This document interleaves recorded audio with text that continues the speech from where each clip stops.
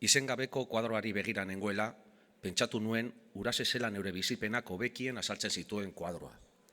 Aitonarena artetaren murala izan bazen eta aitarena Mielek egindako rokaleko atxilotzearena, nire kutuna Scotten lagunaren mihisea izango zen.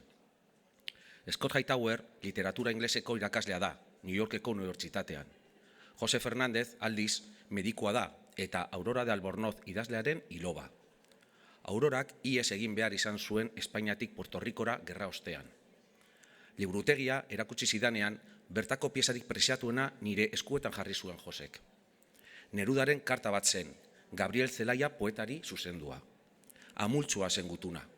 Bukatzeko esaten zion Zelaiari behar bada ez zutela gehiago elkar ikusiko, baina berdin zela. Elkar ikusiko zutela txiletar batek eta euskaldun batek topo egiten zuten bakoitzean.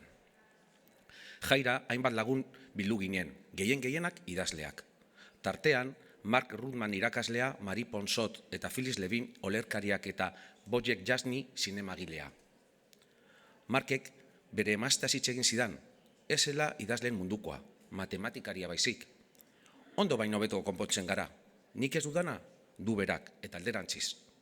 Irribarre egin nion, nereak ere zenbakiekin egiten duela lan azaldu aurretik. Gero, kontatu nion panketxe batean egiten zuela lan.